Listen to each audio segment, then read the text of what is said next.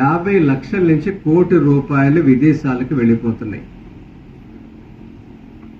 ప్రతి గ్రామం నుంచి 50 లక్షల నుంచి కోటి రూపాయలు దేనికి వెళ్తున్నాయి? వ్యవసాయం అనేది భారతదేశంలో పెద్దది. 70 నుంచి 80% ప్రజలు వ్యవసాయం మీద సంబంధించిన వృత్తుల మీద ఆధారపడి ఉన్నారు.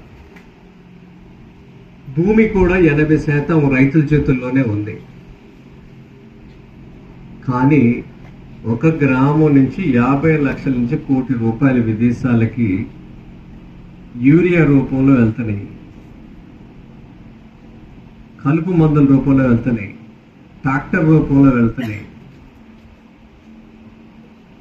ఆయిల్ రూపంలో, ఇలా రకరకాల రూపంలో మనకి ఒక గ్రామం నుంచి విదేశాలకు వెళ్ళిపోతున్నాయి డబ్బులు. అది విత్తన రూపంలో, హైబ్రిడ్ విత్తనాల రూపంలో ఇలా వెళ్తున్నాయి. ఇది అంతకుముందు లేదు, 70 ఏళ్ల క్రితం లేదు. స్వయం ఆధారితం, స్వయం పోషకం, స్వయం సమృద్ధి, ఈ మూడిటితో ప్రతి గ్రామం కళకళలాడుతూ ఇలా పండగ వాతావరణం లాగా ఉండేది ఒకప్పుడు భారతదేశం. ఇలాంటి దేశం ఈ భూమండలంలో ఇంకొకటి లేదు. మన వంటింట్లో ఉన్న వస్తువులు, మనం తినే ఆహారపు వస్తువులు, వినియోగించే వస్తువులు ఏవైతే ఉన్నాయో 25% ఒక భారతదేశంలోనే పండుతాయి. ప్రపంచంలో ఉండవలసిన అన్ని పంటల్లో 25% భారతదేశంలో పండుతాయి, 75% ప్రపంచ దేశాల్లో పండుతాయి. ఇది భారతదేశం ఒక గొప్పతనం. సమశీతోష్ణ స్థితి గల భారతదేశం అంటే ఈ 3 కాలాలు ఉన్నాయి చూసారా? వర్షాకాలం, చలికాలం, వేసవి కాలం సమానంగా స్కేల్తో గీసినట్టు 3 కాలాలు విభజించి భగవంతుడు మనకి ప్రసాదించాడు. ఇది కేవలం భారతదేశానికి మాత్రమే ఉన్నది. ఇక్కడ పుడతమే మన అదృష్టం. పాలేకర్ గారు బతికుండగా మనందరంతో ఇది 2వ అదృష్టం. ఇక్కడ మీకు ఏ పంట అయినా వస్తుంది. మీరు రండి, నా వ్యవసాయ క్షేత్రంలో ఒక నమూనా తయారు చేశాను. అది ఎంత ఉంటుందంటే, ఈ షామ్యాన వేశారు కదా, డయాస్ ఎంత ఉందో, ఇది 400 గజాలు ఉంటుంది. ఇది ఇంచుమించుగా ఈ మనం కూర్చున్న ప్రాంగణంలో 81 చెట్లతో ఒక డిజైన్ తయారు చేశారు. ఇది లైవ్ ఉన్నది. ఇది మీరు వచ్చి చూసుకుంటే మీ మనసులో ఉన్న ఆలోచనలన్నీ బయటికి పోతాయి. ఎకరంలో 3 లక్షల ఆదాయాన్ని నేను చూపిస్తాను. ఇది ఓపెన్ ఛాలెంజ్. మీరు ఇది 3 లక్షలు రాకపోతే నా మీద ఏ పోలీస్ కేసు అయినా పెట్టుకోండి, చట్టపరంగా నన్ను ఏవైనా చేయండి. మీ అందరికి వాగ్దానం చేస్తున్నాను. 3 లక్షలు మినిమం, మొదటి సంవత్సరమే 3 లక్షలు. వరిలో మీకు వచ్చేది 30,000. వరిలో మీరు వాడే నీరు 5% నీరు మించి మీరు వాడలేరు. వరిలో ఎంత నీరు వాడుతున్నారో దాంట్లో 5% నీరే. కానీ ఆదాయం పరంగా వరి కన్నా 10 ఇంతలు ఎక్కువ ఆదాయాన్ని నేను చూపిస్తా. ఈ తరహాలో ఈ వ్యవసాయం చేస్తున్న వాళ్ళు నెంబర్లు కూడా మీకు ఇస్తాను. కర్ణాటకలో ఉన్నారు, మహారాష్ట్రలో ఉన్నారు, ఇంకా గుజరాత్లో ఉన్నారు. మహారాష్ట్రలో ఉన్న ఆయన పేరు హితేష్ పటేల్. ఆయన ఏం చెప్తున్నారంటే, నాకు ఇప్పటికీ 5 నుంచి 6 లక్షలు వస్తున్నాయి ఎకరంలో, నా భవిష్యత్తులో 4 ఏళ్లకి 12 లక్షలు చూపిస్తాను ఎకరంలో అనేది ఆయన ఛాలెంజ్ చేశారు. ఆయన నెంబర్ కూడా మీకు ఇస్తాను, వెళ్ళి చూసి రవ్వాలి. ఇంకా వీళ్ళు అక్కడే ఉంటాం, ఇల్లు అక్కడే, మొత్తం పనులు కూడా పగలు రాత్రి అంతా అక్కడే. అలా ఉంటేనే ఆ డబ్బు. ఆయన మనకి డబ్బులు వస్తున్నప్పుడు ఇంకెక్కడ తిరుగుతామని చెప్పండి. ఆ చౌరస్తాలో టీ తాగుతావా, రాజకీయాలు మాట్లాడుకుంటావా? ఏ పని లేదు కాబట్టి అవి మాట్లాడుకుంటున్నాం, అవునా కాదా? లేకపోతే రాజకీయ ప్రసంగాలకు వెళ్తాం, లేకపోతే క్యాంపెయిన్కి వెళ్తాం. ఆ డబ్బులు వస్తున్నప్పుడు ఇంటికి వెళ్తాం కదా. ఇది మీరు చూడాలి. రేపు మార్చిలో పాలేకర్ గారి మీటింగ్ అయినాక నాసిక్ ట్రిప్ ఒకటి ఉంది. ఇప్పటికీ 250 మంది రిజిస్టర్ చేసేసుకున్నారు. టికెట్లు కూడా రిజర్వేషన్ అయిపోయింది ఆంధ్రప్రదేశ్, తెలంగాణ నుంచి. అక్కడ చూస్తే మీకు అంగుళం నుంచి డబ్బులు ఎలా సంపాదించాలో చేశారు వాళ్ళు. నేను చూసి వచ్చేవన్నీ. అయితే ధైర్యంగా ఎలా మాట్లాడతాను చెప్పండి. మనం వెళ్ళాలి, చూడాలి. చూస్తాం వల్ల ఏంటంటే 10 పుస్తకాల్లో ఉన్న సారాన్ని ఒక్కసారి చూస్తే వచ్చేస్తుంది. మీరు ఊరికే పట్టేస్తారు. ఇంకా గుంటూరు జిల్లాలో మీకు ఆ కల్చర్ ఉంది. ఇది భర్తతో పాటు భార్యలు కూడా పొలానికి వెళ్తాం అనేది. అవును కదమ్మా? మాకు లేదు. కృష్ణాలు పక్కనేగా, మాకు లేదు. మాకు ఆ గోదావరి ఛాయలు ఎక్కువ. వాళ్ళు ఎవరో బయటికి రారు. ఆడవాళ్ళు వస్తేనే జరుగుద్ది. మీరు అలా చెయ్యండి. ఈ ప్రోగ్రాం కూడా మీరు రండి. పాలేకర్ గారి మీటింగ్ అవ్వగానే క్షేత్ర దర్శనాలు ఉన్నాయి నాసిక్లో. చూసిన తర్వాత వచ్చే సంవత్సరం మీరు ఆ మోడల్ మీరు రేపు ఏప్రిల్ మేలో పెట్టేసేసుకుంటే వచ్చే సంవత్సరం మళ్ళీ ఈ రోజుకల్లా మీకు కొన్ని పళ్ళు కూడా వచ్చేసేస్తాయి. 9 నెలల్లో వచ్చాల్సిన పళ్ళు, మునక్కాళ్ళు, బొప్పాయి, అరటి, ఇవన్నీ కూడా మీకు వచ్చేస్తాయి. సంవత్సరంలోకి వచ్చాల్సినవన్నీ వచ్చేస్తాయి మీకు. మళ్ళీ ఈ రోజుకి మీరు అన్ని చూడొచ్చు కూడా ఇన్సుమిన్స్గా. అది కూడా మీరు ఒక్క బాక్సే పెట్టుకోండి, 400 గజాలే పెట్టుకోండి. సిద్ధాంతాన్ని నమ్మిన తర్వాత అనుభవపూర్వకంగా తెలుసుకున్నాక 1 ఎకరానికి 2 ఎకరాలకు పెంచుకోండి. ఒకేసారి మిమ్మల్ని ఖర్చు పెట్టమని కానీ ఒకేసారి మారిపోమని మేము ఎవరూ చెప్పట్లేదు. మీ ఇంటి కోసం, మీ ఇంటి కోసం, మీ ఇంటి కోసం ఎంత కావాలో అంత చేసుకోండి. నమ్మిన తర్వాత మారండి. ఇక్కడ ఏది కూడా కొనే వస్తువు లేదు. అన్నీ మీ ఇంట్లోనే, మీ పొలం గట్ల మీదే, మీ చేలోనే తయారు చేసుకోవచ్చు. ఒక వేప చెట్టు, ఒక ఆవు ఉంటే చాలు. మీ జేబులో డబ్బులు ముట్టుకునే పని ఏది ఇక్కడ ఉండదు. గ్రామం డబ్బులన్నీ గ్రామంలోనే ఉంటాయి. నగరాల డబ్బులన్నీ గ్రామానికి వస్తాయి. ఎట్లా? మీరందరూ అమ్మ ఈ పల్లె కొలకలూరు గ్రామం, మీరందరూ ప్రకృతి వ్యవసాయం రైతులు అయిపోయారనుకోండి 2-3 ఏళ్లలో. గుంటూరు, విజయవాడ నుంచి, హైదరాబాద్ నుంచి వచ్చి మీ దగ్గర ఉన్న వస్తువులన్నీ కొనుక్కుని కాళ్ళు మొక్కి వెళ్తారు. రోసయ్య గారి దగ్గర ఎలా కొంటున్నారు? అప్పుడు డబ్బులు ఎక్కడి నుంచి వస్తున్నాయి? నగరాల డబ్బులు ఎక్కడికి వస్తున్నాయి? గ్రామాలకు వస్తున్నాయి. ఇప్పుడు గ్రామాల డబ్బులు ఎక్కడికి వెళ్తున్నాయి? నగరాలకు వెళ్తున్నాయి. గ్రామ డబ్బులని నగరాలకు వెళ్తున్నాయి. యూరియాకి వెళ్తున్నాయి, డిఏపికి వెళ్తున్నాయి, కలుపు మందులకు వెళ్తున్నాయి, ట్రాక్టర్కి వెళ్తున్నాయి, స్పేర్ పార్ట్స్కి వెళ్తున్నాయి, ఇంజిన్ ఆయిల్కి వెళ్తుంది, ఆయిల్కి వెళ్తుంది. ఈ డబ్బులన్నీ ఎక్కడికి వెళ్తున్నాయి? పట్టణాలకు వెళ్ళి పట్టణాల నుంచి విదేశాలకు వెళ్ళిపోతుంది. 50 లక్షల రూపాయలు ఒక గ్రామం నుంచి 1 కోటి రూపాయల వరకు వెళుతుంది. అలా భారతదేశంలో 6 లక్షల గ్రామాలు ఉన్నాయి. 6 లక్షల గ్రామాలు ఇంటూ 50 లక్షలు అనుకున్న ఎన్ని వేల కోట్లు మీరు అర్థం చేసుకోండి. ఇలాంటి విష ఆహారం తిన్న తర్వాత ఫార్మా ఇండస్ట్రీకి ఎన్ని డబ్బులు వెళ్తున్నాయి లెక్క కట్టండి. ఆంధ్రప్రదేశ్, తెలంగాణలో అత్యంత ధనవంతులు ఎవరో తెలుసా మీకు? తెలుసా? ఫార్మా ఇండస్ట్రీ వాళ్ళు. రెండో వాళ్ళు ఎవరో తెలుసా? రియల్ ఎస్టేట్ వాళ్ళు. అంటే సమాజం ఎంత రోగగ్రస్తంగా ఉంది అంటాకి వాళ్ళు సంపన్నులయ్యారు. చూసారా? ఇది కాదు భారతదేశం, ఇది కాదు భారతదేశం.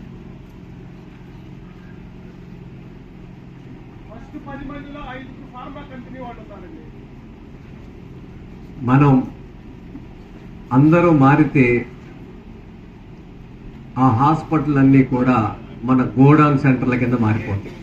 మన ధాన్యాలన్నీ నిల్వ పెట్టుకోవాలి.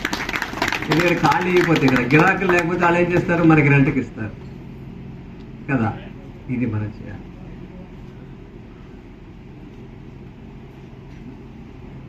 మీ అందరికీ ఈ వ్యవసాయంలోకి రావాలనే కోరిక ఉంటే, ఇంటి దగ్గర చోటు రెడీగా ఉంటే ఎద్దు సేద్యానికి ఎద్దులు ఎన్ని కావాలి ఉచితంగా ఇస్తాం. ఆవులకి ఆవులు ఎన్ని కావాలి ఉచితంగా ఇస్తాం. మీరు చేతులు ఎత్తితే వాళ్ళకి ఆవుల్ని ఇస్తాము, ఎడ్లని ఇస్తాము. మీరందరూ నెంబర్లు శ్రీరామ్ గారికి ఇవ్వండి. మీ ఆధార్ కార్డు, మీ ఫోన్ నెంబరు లిస్ట్ శ్రీరామ్ గారికి ఇవ్వండి. ఇవన్నీ చక్కగా అందిస్తాం, ఉచితంగా ఇస్తాం, ₹1 ఖర్చు లేకుండా ఇస్తాం.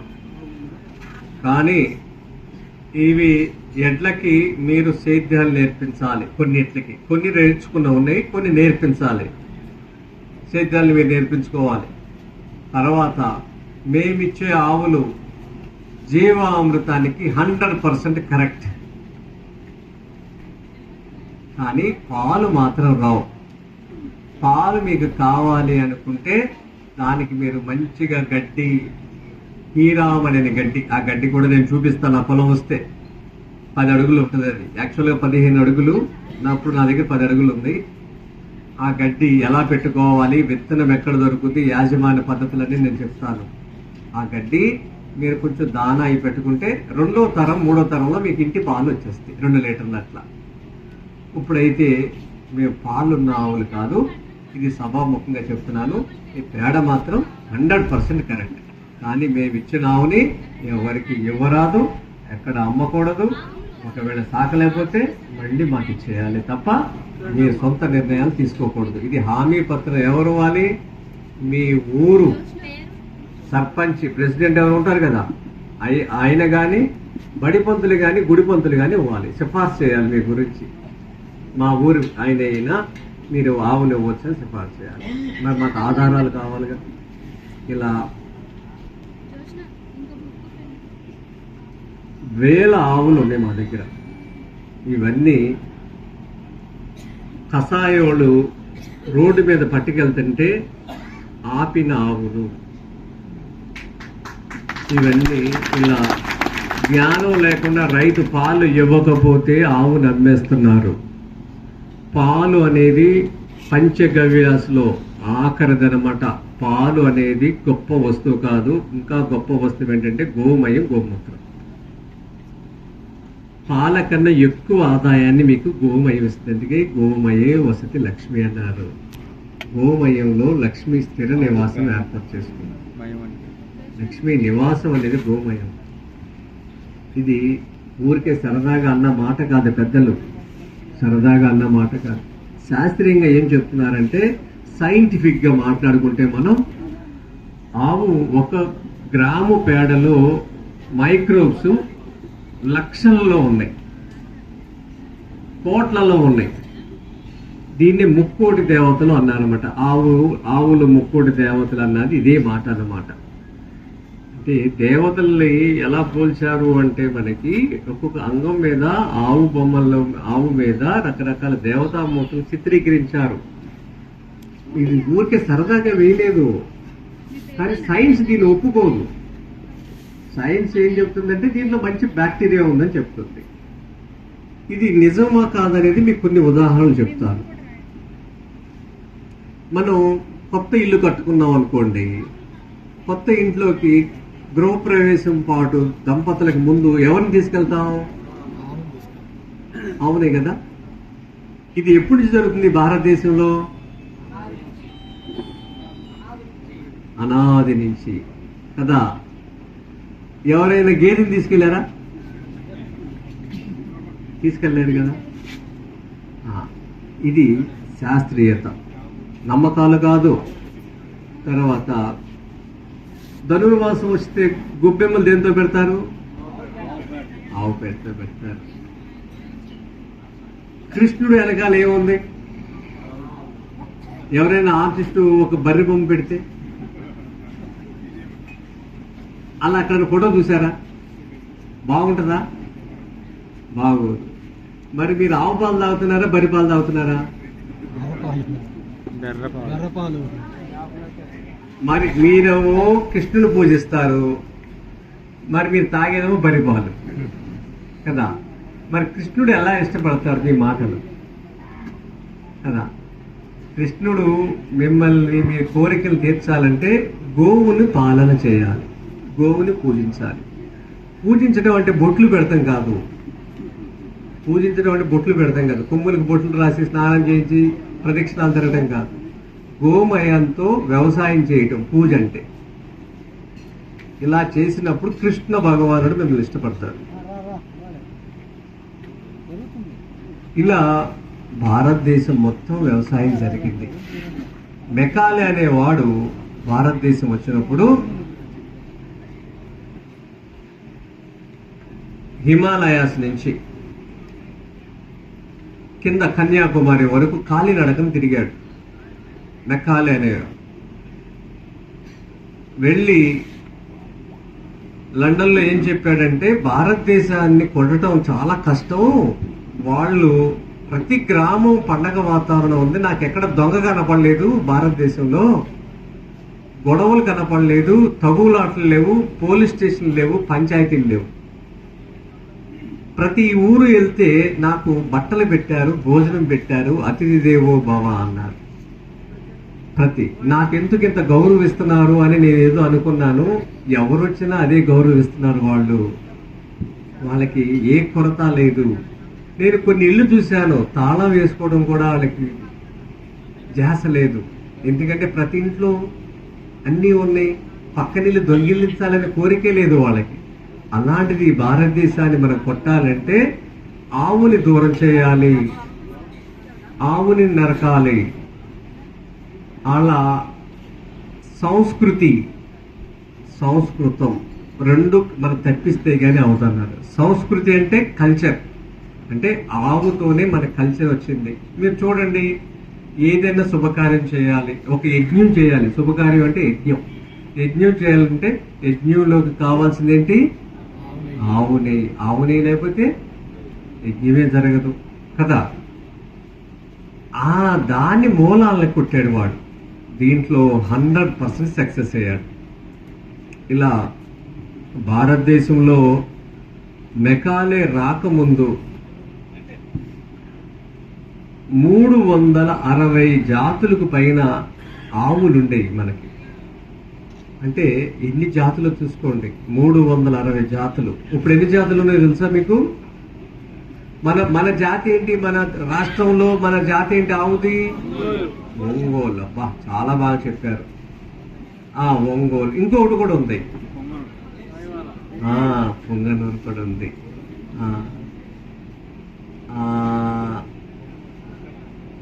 ఇంకోటి కూడా ఉంది తెలుసా? గిర్ గుజరాత్ కదా. కాదు, కపిల గోవు అనేది జాతి కాదండి. అది ఏ బ్రీడ్లో అయినా రావచ్చు, జాతి కాదు. దేవరకొండ ఒక జాతి ఉండేది. తూర్పు కూడా తెలంగాణలో. ఇవన్నీ కూడా దేశీయ ఆవులే. కానీ ఎవరికి కూడా ఎక్కడ దీనికి సంబంధించిన వివరాలు, ఆధారాలు లేవు మన దగ్గర. ఇవి 360 జాతుల్లో ఇప్పుడు కేవలం 36 జాతులు మాత్రమే ఉన్నాయి. 10% జాతులు మాత్రమే ఉన్నాయి. అన్ని చప్పరించేశారు, తినేశారు. ఇవి స్లాటర్ హౌస్లు చెన్నైలో పెట్టి వేల ఆవుల్ని రోజు రోజుకి నరికేశారు. ఇలా మన జాతులన్నీ అంతరించిపోయినాయి. మన వాళ్ళు తమిళనాడులో సెటిల్ అయ్యారు, మద్రాసు. మన ఈ రాష్ట్రాలు రాకముందు మన ఏంటి మంది మద్రాసు తెలుగు వాళ్ళు వెళ్ళినప్పుడు మంచి మంచి పాడి ఆవులు తీసుకెళ్లారు ఇక్కడి నుంచి. ఆ రోజుల్లో 60, 70, 80 ఏళ్ల క్రితం పాలు అవ్వగానే అక్కడ కషాయం వాళ్ళకి ఇచ్చేసేవాళ్ళు, ఇంకో ఆవును తెచ్చుకునేవాళ్ళు. నగరంలో వాటిని సాకలేక అలా మంచి మంచి జాతులన్నీ చెన్నైకి వెళ్ళిపోయి, చెన్నై నుంచి స్లాటర్ హౌస్కి వెళ్ళిపోయింది. ఇలా ఇప్పుడు చూసుకుంటే మన ఆవులు, ఒంగోలు ఆవులు పాలు ఎన్ని వస్తాయి? 1 లీటర్ 2 లీటర్లు. మీరు ఎవరైనా లాంగ్ ఫామ్కి వెళ్ళారా? మీ జిల్లాలోనే ఉంది, వెళ్ళారా? అక్కడ నేను వెళ్ళినప్పుడు నాయుడు గారని ఒక ఆయన ఉండేవాడు, డైరెక్టర్. నేను చెప్పేది ఒక 10 ఏళ్ల క్రితం. ఆయన నాకు రికార్డ్స్ చూపించారు. 1923లో రికార్డ్స్ చూపించారు. మరి ఇప్పుడు ఆయన ఉన్నారో లేదో తెలియదు.